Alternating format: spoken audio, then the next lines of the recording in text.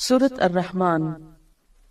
یہ سورت اپنے مزاج اور مطلب کے اعتبار سے سورتوں کے اس گروپ سے تعلق رکھتی ہے جو مکی زندگی کے اس دور میں نازل ہوئی جب آپ صلی اللہ علیہ وسلم کی تکذیب اور مخالفت جوش پر تھی، اور وہ آپ سے بار بار اس بات کا مطالبہ کر رہے تھے، یعنی آپ کے دشمن، کہ انہیں کوئی نشانی دکھائی جائے، کوئی معجزہ دکھایا جائے، اور اگر ان کے مطالبے پر معجزہ یا عذاب نہیں آتا تو پھر وہ محمد صلی اللہ علیہ وسلم کی دعوت کو نہیں مانیں گے، اور اگر دنیا میں عذاب نہیں آتا تو اس کا مطلب یہ ہے کہ آخرت میں بھی نہیں آنے والا۔ اس کانٹیکسٹ میں یہ سورت نازل ہوئی۔ اس سورت میں ایک آیت فَبِأَيِّ آلَاءِ رَبِّكُمَا تُكَذِّبَانِ کی بار بار تکرار ہوئی، تو یوں لگتا ہے کہ جیسے مخالفین اپنی ضد میں مبتلا تھے، تو اللہ سبحانہ وتعالیٰ کی طرف سے بھی جو کلام آیا اس میں ان کے جواب میں مختلف آیات کو بار بار دہرا کر ان کی ضد کو ختم کیا گیا۔ کسی بھی بات کو بار بار کرنے کا مطلب کیا ہے کہ مخاطب کو وہ حقیقت اچھی طرح سمجھا دی جائے، اس چیز کی طرف توجہ دلائی جائے جس کی طرف وہ توجہ نہ دینا چاہتا ہو۔ قرآن پاک کا یہی انداز دراصل ایک مؤثر انداز ہے کہ وہ مخاطب کے مزاج کو سامنے رکھ کر بات کرتا ہے۔ مخاطب اگر ضد میں مبتلا ہے تو اس کی سوچ کی اصلاح کے لیے ایسا انداز اور اسلوب اختیار کیا گیا ہے کہ وہ سوچنے پر مجبور ہو جائے۔ پچھلی صورت میں بار بار وَلَقَدْ يَسَّرْنَا الْقُرْآنَ لِلذِّكْرِ کی بات ہوئی، اور یہاں کلام کے آغاز میں ہی فرمایا بسم اللہ الرحمن الرحیم الرحمن علم القرآن، رحمان اس نے قرآن کی تعلیم دی۔ اس صورت میں اللہ سبحانہ وتعالیٰ کی بہت سی نعمتوں کا ذکر کیا گیا ہے، اور پھر ان نعمتوں کا احساس بھی دلایا گیا سوالیہ انداز میں فَبِأَيِّ آلَاءِ رَبِّكُمَا تُكَذِّبَانِ کہہ کر کہ تم اپنے رب کی کن کن نعمتوں کو جھٹلاؤ گے۔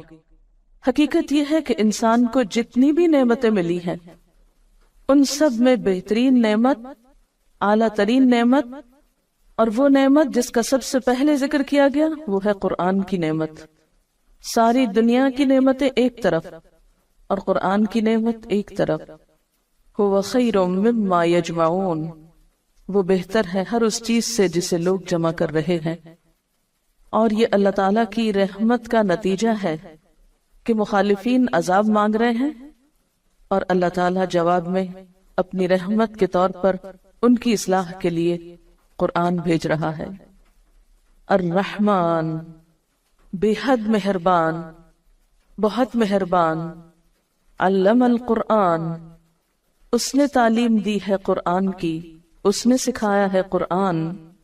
اہل مکہ کہتے تھے کہ یہ قرآن کسی انسان نے یا کسی جن نے آپ کو القاء کیا ہے، یا آپ نے خود لکھ لیا ہے، یا کوئی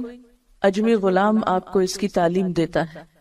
یا کچھ اور لوگوں کا خیال ہے کہ اہل کتاب کے علماء سے آپ نے شاید کچھ سیکھ لیا۔ فرمایا نہیں، کسی سے بھی کچھ نہیں سیکھا۔ علم القرآن، یہ قرآن رحمان کی تعلیم ہے، رحمان نے سکھایا ہے۔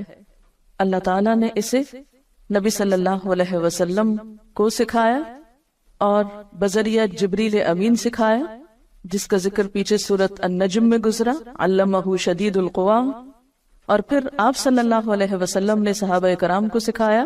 اور اس سے یہ سلسلہ چل نکلا جو آج تک باقی ہے اللہ کے فضل سے۔ تو قرآن کی تعلیم دینا ایک بہت اعلیٰ درجے کا کام ہے جسے رحمان نے اپنی طرف منسوب کیا۔ الرحمن علم القرآن، اللہ تعالیٰ کی صفات میں سے بہترین صفت اس کی صفت رحمت ہے، اور اس میں بھی مبالغے کا صیغہ رحمان ہے، تو یہ اس کی رحمت ہے کہ اس نے اس کی تعلیم دی۔ اسی لیے بندوں میں سے بھی بہترین ان کو قرار دیا گیا جو قرآن سیکھیں یا سکھائیں۔ گویا جو شخص یہ چاہتا ہو کہ اس پر اللہ کی رحمت نچھاور کی جائے، اللہ تعالیٰ کی رحمتوں کو پائے، اس کے لیے پھر اس کے سوا کوئی راستہ نہیں کہ اس قرآن کو سیکھے اور سکھائے، یا اس کو لوگوں تک پہنچانے کے لیے کوشش کرے۔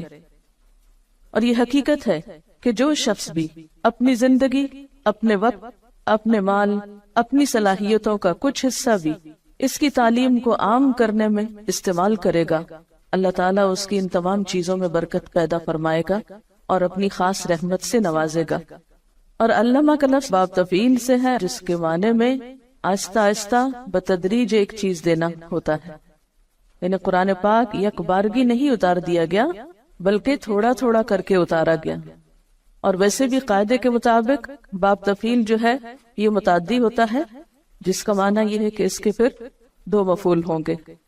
پہلا وہ علم جس کو سکھایا جائے یعنی پہلا مفعول، اور دوسرا وہ شخص جس کو سکھایا جائے۔ تو یہاں پر علم القرآن میں پہلا مفعول تو قرآن ہے، یعنی قرآن کی تعلیم دی، اور دوسرا کیا ہوگا کہ وہ شخص جس کو دی گئی یعنی رسول اللہ صلی اللہ علیہ وسلم، اور پھر آپ کے ذریعے سب تک یہ ہدایت پہنچائی گئی۔ تو الرحمن علم القرآن، رحمان نے تو ایک خاص طریقے پر قرآن کی تعلیم دی، آہستہ آہستہ سکھایا، لیکن ہم کیا چاہتے ہیں کہ ایک دم بس پورا کر دیا جائے، چاہے سمجھ میں آئے یا نہ آئے، دل میں اترے یا نہ اترے، عمل کا حصہ بنے یا نہ بنے۔ خلق الانسان، اس نے پیدا کیا انسان کو، اس نے انسان کی تخلیق کی، یعنی انسان بندر وغیرہ سے ترقی کر کے، یعنی جانور سے ترقی یا ارتقاء کر کے انسان نہیں بنا، بلکہ انسان جانوروں سے بالکل ایک الگ مخلوق ہے، مستقل مخلوق ہے۔ خلق الانسان، اس نے انسان کی تخلیق کی، یعنی انسان بطور انسان ہی پیدا کیا گیا، پہلے وہ جانور کے طور پہ نہیں پیدا کیا گیا۔ اور یہاں انسان کا لفظ بطور جنس استعمال ہوا ہے، یعنی سب انسان مراد ہے۔ یہاں پر اللہ تعالیٰ کی تخلیق کی صفت کا ذکر کیوں کیا جا رہا ہے؟ اس لیے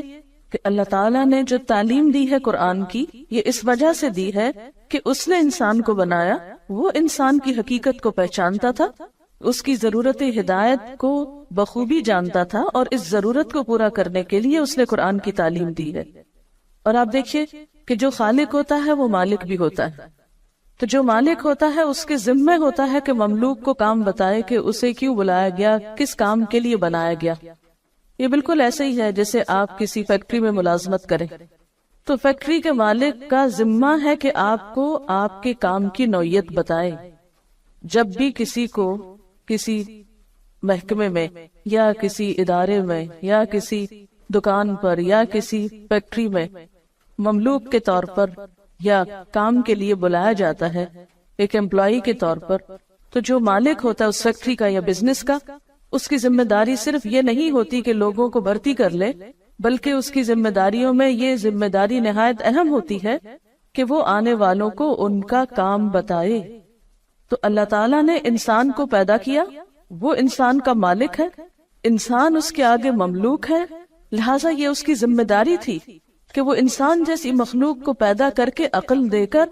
اسے یہ بتائے کہ اسے کس لیے بنایا۔